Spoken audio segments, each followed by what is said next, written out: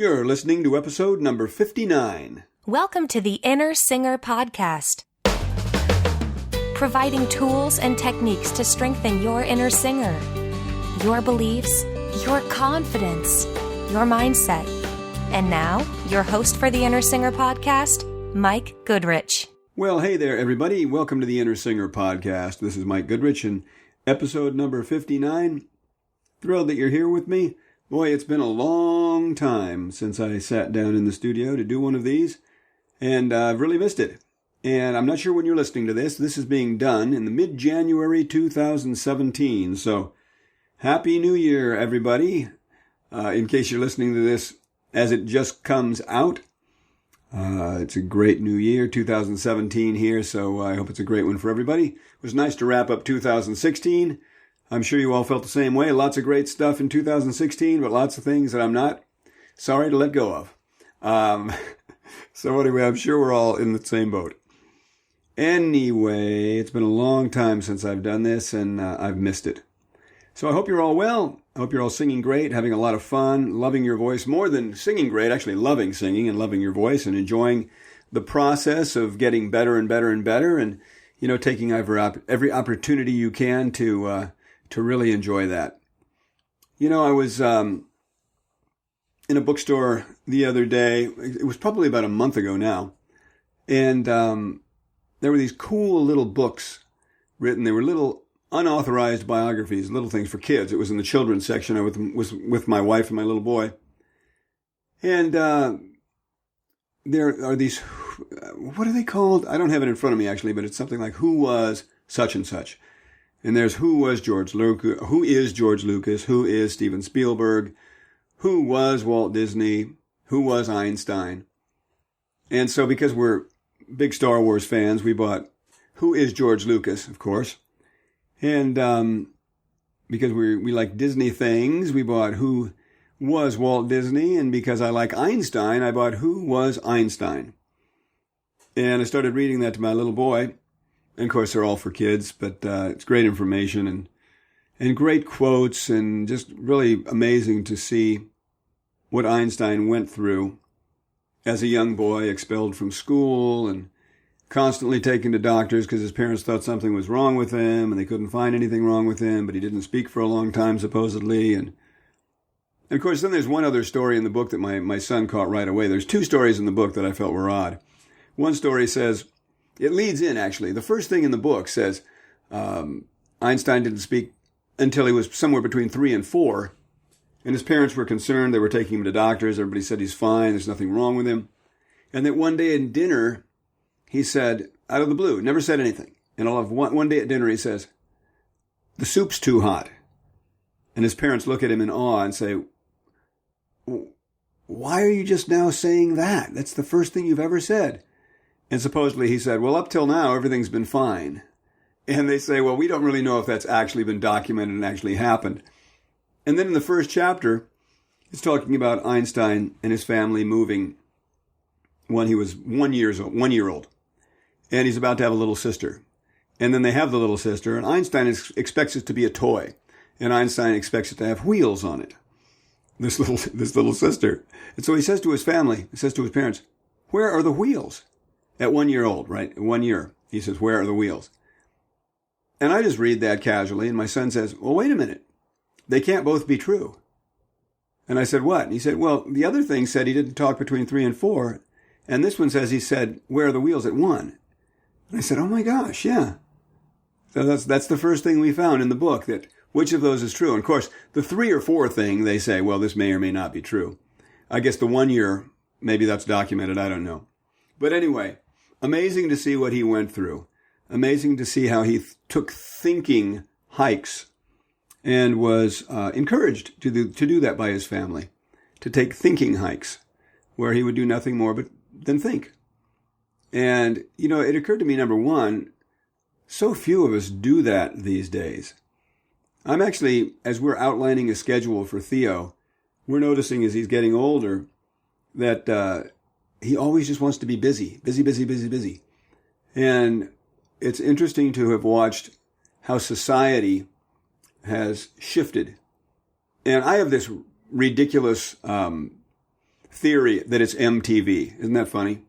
Because when I was a kid and MTV came on and videos started happening, and then all of a sudden the videos got flashier and flashier and flashier, and things started moving real quickly. And now if you'll notice, if you ever watch anything online, everybody is with these videos, this information videos that people do.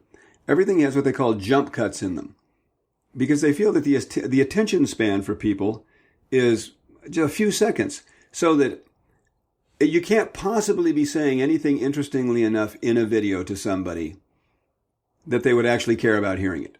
They feel that, no, you have to jump. So now the person's in the left side of the screen. Now they're in the right side of the screen. Now they're in the center. Now they're close up. Now they're far back.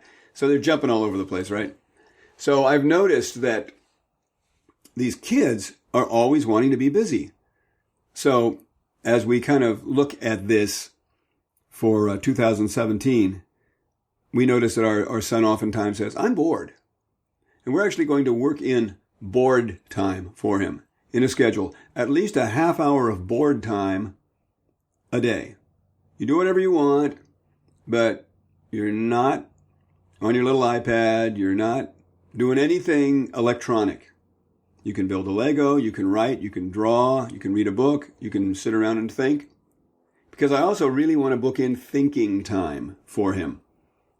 Because for us, and at our stage right now, thinking, I love to think. I love to take thinking walks.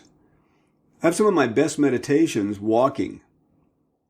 I feel like I can really open up and feel into the bigger part of me. And even talk to it and say, what's going on? What's going on? And then I listen with kind of a listening ear. And it's really great. I love doing that.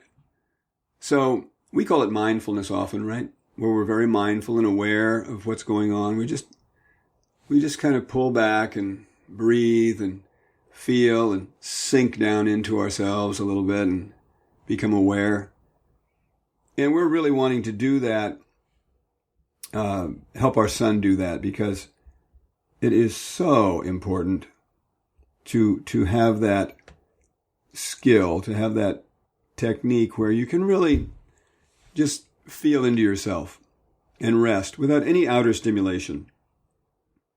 And so that's one of these wonderful things that I've picked up from this little Einstein book. And, we all have heard various quotes from Einstein, and there are quotes flying around all the time from Einstein. There are quotes given Einstein that then they're saying, well, he actually didn't say that. But I read one in this book that was, I think, oddly enough, one of the most inspiring to me, something that I have begun about a year or two ago to live by, and it's been very important in my journey, and my wife has been doing the same thing. And let me tell you what the quote is. I don't have it in front of me, so I actually memorized it because I think it's great. And it goes as follows. Unthinking respect for authority is the greatest enemy of the truth. Isn't that cool? Unthinking respect for authority is the greatest enemy of the truth. Now, at first listen, you may say, what? What in the world does that even mean? Or how could that possibly be your favorite Einstein quote of the day? And for voice, it means this, and I'll just be really blunt. Nobody, including me, knows what's right for you.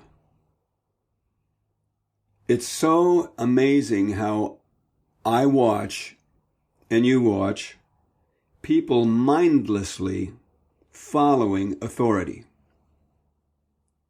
Now, I've rebelled against that since day one, actually to a fault. I just questioned authority my whole life, so hence I was a horrible student. I didn't want to listen to my teachers.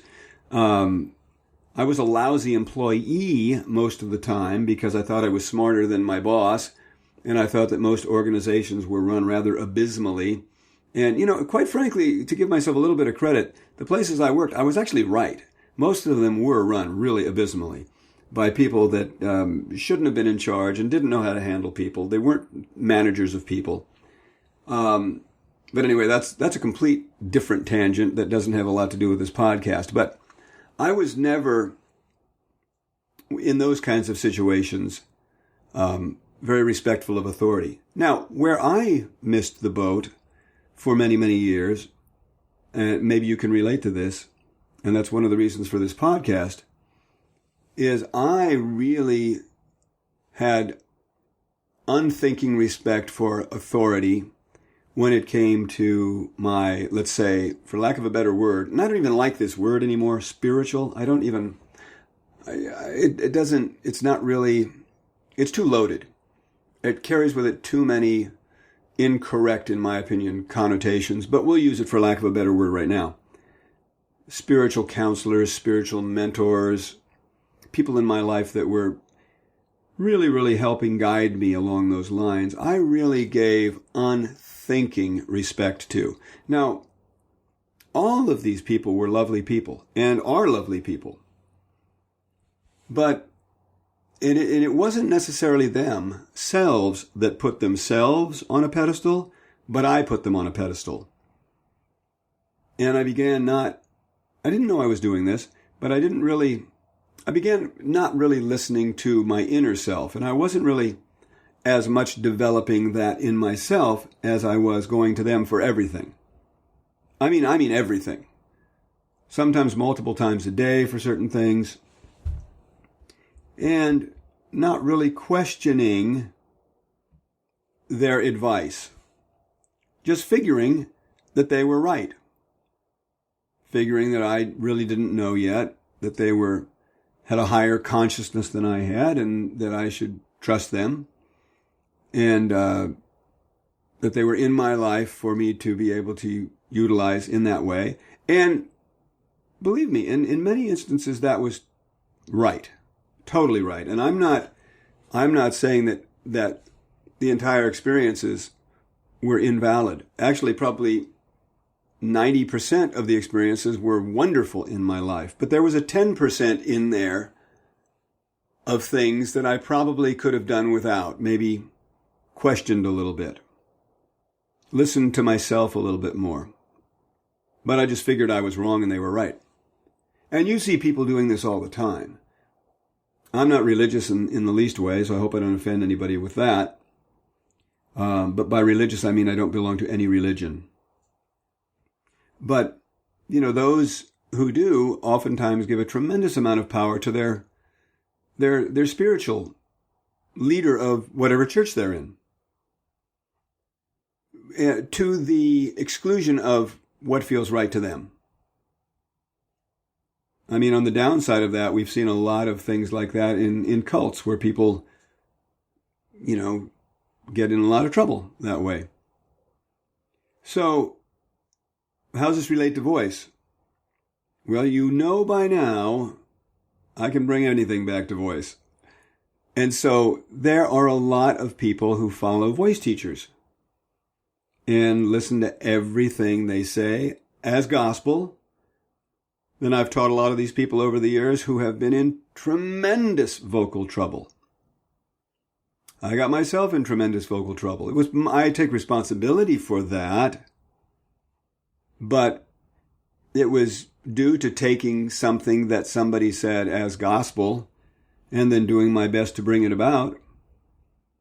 And just really messed myself up. Really messed my voice up. For years and years. It was very difficult to get out of that one.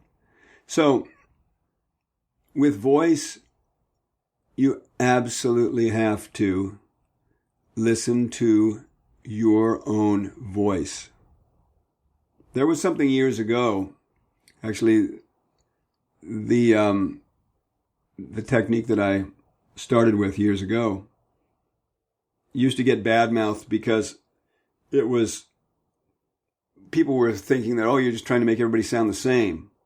And for a time, I can understand why people felt that way. All the women were singing the same songs, sounded the same, couldn't tell them apart. Everybody was working on this and that, and They just all sounded the same.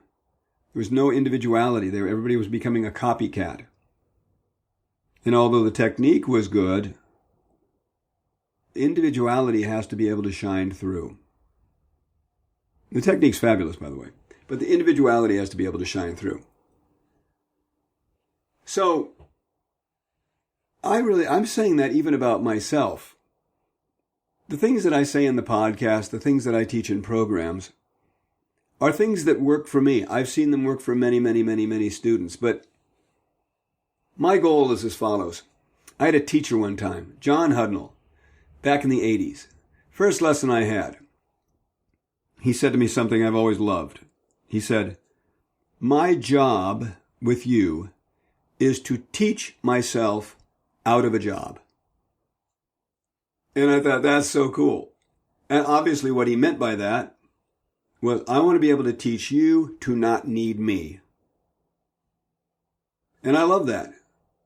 Because that really is not the intention of so many people. So many teachers teach with this tough love idea. And that has been scientifically proven to be ineffective. I mean, come on, let's get with what's really going on with the study of the brain and what have you. I mean, that does not put anybody in a position to be, it's not a conducive state for positive learning. It's a stressful state. And we all know that in a stressful state, you can't take tests as well. You can't do anything as well. So what I try to do is create a fun, joyful attitude and atmosphere where learning can just happen. And so that's my favorite thing to do. So what I'm saying, and I know I'm babbling and I'm rambling and I haven't done one of these for a long time, so I guess I have a lot to get off my chest. But the point of this whole thing is, don't mindlessly follow somebody just because they're in some sort of a position of authority. That's my my paraphrasing or my take on the Einstein quote. Don't mindlessly follow somebody just because they're in a position of authority, because that is the easiest way to miss your inner voice. I think that's what I'm really getting at. In a very, very long roundabout way, I know. But you know the answers on some level. You can really feel into it, and you can begin to trust that you know you have answers. And if you don't have answers, you will be led to somebody who can help you find the answer within you. But boy, for those of us in the United States, we just had a major election, right? And it was a tough election. Boy, everybody went at each other, and they're still going at each other like crazy. I'm not going to express my views because this is not a political thing, and I don't want to alienate half the people on my podcast, because it really shouldn't matter who I am for or who I'm against. But the point of the whole thing is, so many people mindlessly follow their candidate as the Savior, as the Messiah. On both sides. It doesn't matter. There is a real giving over of one's person. There's a real emotion to it. And they mindlessly follow without knowing any of the issues. And it's amazing to watch that. As a culture, we are very, very used to following. And I'll be real candid with you. I just had this conversation with my wife the other day. I get some really, really wonderful emails from people talking about the podcast, talking about my work, talking about the program, whatever. And it really, really, really thrills me. But yeah, I'll be really honest. My process, and this because, one of the points of this podcast is that I share my process with you. I am not one of those sit on a mountaintop, I got it all together, just follow me, I know everything guys. That's not me. That's just not me. I tell you what I know, I tell you what I don't know, I tell you what I think, I tell you what I suspect, I tell you my process. And so part of my process, as I am receiving all these beautiful emails from people, really, really sincere and long emails, not just, hey, thanks, great stuff. I mean, really thoughtful, sharing their life, transparent, great stuff. And what I notice in that, and what I've noticed, with the election, and what I notice online, what I notice in life, is that there are leaders, obviously, and there are followers. Now, I know Captain Obvious here. Duh, Mike, some are leaders, some are followers. I understand. I just said the most obvious thing in the world. But, even the most obvious thing in the world can kind of be elusive to us. And we are kind of in one or the other. And what I realized is that I had to begin to look at this. And I actually said to my wife the other day, I said, I really have to examine, do I want to be a leader? Am I a leader? Am I a leader or am I a follower? Do I just want to lead, but I really don't have it in me? Do I want to have a wonderful tribe of people with this inner singer that follow my work and like what I do and buy things that I put out and go to talks that I give and listen to the podcast and watch the videos that I'll do? Do I really want to be a leader, a thought leader? Do I really want to be that in my space, which is singing, right? Nobody's really doing that as the way I'm doing it. There are people that are certainly touching on it in their own way, but we're all unique. And so nobody's really doing it the way I'm doing it. And for good or bad. I happen to like the way I'm doing it. But that's not the point. Do I want to lead? Or is it easier just to follow? Is it easier just to do a little podcast once in a while, video once in a while, program once in a while, keep doing the private teaching and all that? When the hourly teaching privately, in person, the hourly thing is really, I don't enjoy that much anymore. I'm being real straight. It's not that if you come to me, I won't give you a lesson. But I'm not looking for anybody new. I'm not looking for any new clients. I don't do any advertising. I don't do any marketing. That's not why I do this. I don't do anything like that. You can hear the siren right there. I'm not even going to edit that out. So anyway, but I did totally lose my train of thought because my attention went to that siren. So, which I'm not editing out. I'm just kind of rambling here as I'm trying to remember what in the world. Leading. That's what I was talking about. You see, I knew I'd come back to it. Do I want to be a leader? And I'm still sitting with that. I think the answer is yes, because I think all of the no's come from fear. All of the no's come from value, a feeling of, and this is what I've worked on for years and years. This has been my thing. Everybody's pegged me on for years. Mike, you don't feel your value. Seriously, anybody I've ever talked to that has any wisdom, any enlightenment, they'll peg me immediately. Well, it's your worth and value. You don't feel your value. And I'm like, wow, really? 30 years later, I don't feel my value. Crazy. So I have a feeling that that's where this question comes from. Because I get some wonderful feedback. I love what I do. But it really is an interesting question. Do I want to jump in with both feet and lead? And I'm listening to myself. I'm not going anymore to somebody to ask them. I talked to my wife about it, obviously. But that's the point. I'm not mindlessly following somebody that says, of course you should lead. Go, your world needs your message. I'm not mindlessly following that. I'm really asking. I'm really listening. I'm really listening to what my inner voice says. And weeding through the patterning and the programming and the false voice that would say, nah, you don't want to do that. It's too much work. What if you fail? Nah, what if you say something that's wrong? What if people give you bad reviews? What if people don't like your stuff? What if you get, blah, blah, blah, blah, blah, blah. That's not it. That's not the thing, right? That would be a mindless following of an authority that I have made of that part of me that I have listened to all too often in my life, that I have given power over to and listen to that part of me.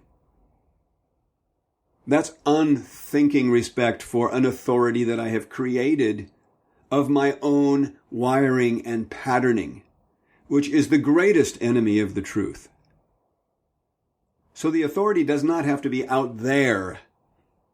The authority can be your own wiring, your own programming, your own habits, your own patterns. And unthinkingly following that in a mindless way is the greatest enemy to hearing your inner voice and your truth. So when I ask the question, do I want to be a leader? Am I meant to lead in this space? I have to really be still and listen and feel, more than listen, feel the answer. What's it feel like? And I'm being led to do more and more and more and more of this. So I'm not getting a big pat on the back with a fat, yes, do it, go for it. I'm just getting a subtle feeling of, this feels right, this feels good, this feels right. Not doing it doesn't feel right. So I'm just taking one step at a time, one step at a time. And I'm not going to mindlessly listen to the authority I've given to the programs and the patterns that have ruled me in the past. So I guess this is as good a place as any to say goodbye for now, right? I hope this has touched something in you. I hope that it resonated with you. I think we wrapped it up. As I was saying it at the end, I said, wow, that's what this is about. And I probably could have gotten there a lot sooner. But quite frankly, at the beginning of the podcast, I didn't know that that's what this was about. And to tell you the truth, that's one of the things I enjoy about this. And I hope it's kind of one of the things that you enjoy about this. Because when I wrapped it up, when I finished with that, that felt like, wow, don't mindlessly listen or give power to the authority, the false authority of your habits and your patterns and your behaviors and your programming, or you'll miss the truth of your inner voice. And I had no idea that that's where this was going to come, but it really clarified something for me, so hopefully it helped for you as well. Anyway, I will see you in podcast number 60. If you like this, please run on over to iTunes, give me a fair and honest review. Just honest, that's all I want. And I'm going to start doing more of these. I don't know if I'm going to get back to every week. That's a little much, but certainly more than I've been doing. Anyway, thanks for being with me, and I will see you soon. Bye-bye. Thank you for listening to the Inner Singer Podcast. And please share this with all of your singing friends. And head on over to iTunes and subscribe. And if you found it of value, give us a nice rating. Thanks so much.